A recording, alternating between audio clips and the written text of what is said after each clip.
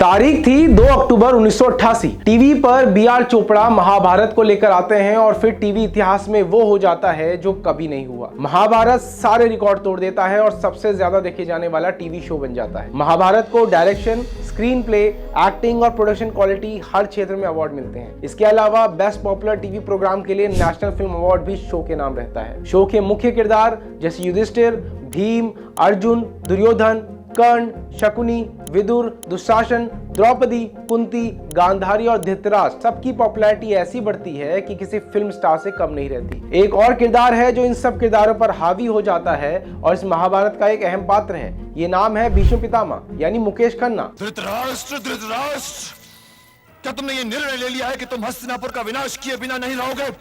1988 से 1990 यानी पूरे 2 साल ये शो चलता है, खत्म भी हो जाता है, लेकिन मुकेश खन्ना के निभाए भीष्म पितामह के किरदार की छाप टीवी और फिल्मी दुनिया पर ऐसी पड़ती है कि मुकेश के लिए उनके पास कोई काम ही नहीं रहता। मुकेश की पितामह की इमेज इतनी मजबूत हो चुकी थी कि अब उससे बाहर आना बहुत मुश्किल हो चुका था। भरी जवानी में मुकेश के पास बूढ़ों के रोल करने के ऑफर आ रहे थे, जैसे हीरो हीरोइन का पिता, विलेन का पिता या कोई दूसरा बूढ़ा। एक वक्त तो मुकेश ने ये रोल निभाए, लेकिन जब उन्हें लगा कि उनकी इमेज खराब हो चुकी है तो उन्होंने ऑफर ठुकरा दिए।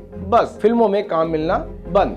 अब मुकेश खन्ना फिल्मों को अलविदा कह चुके थे, लेकिन फिर आया साल 1997। दूरदर्शन पर मुकेश आते हैं शक्तिमान बनकर।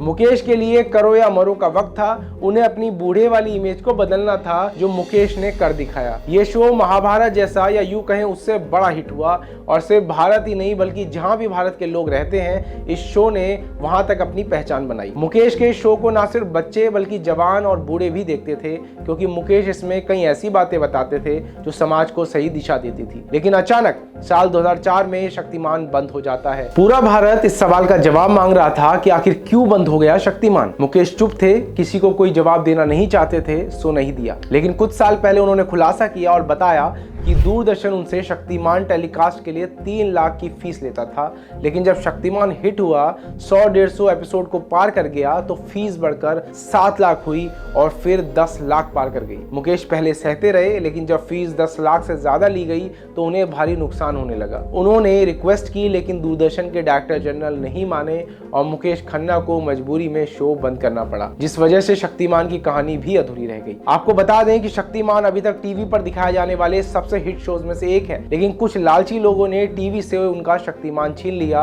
और मुकेश खन्ना से उनका काम। फिर मिलेंगे, आप देखते रहिए देश का विश्वास।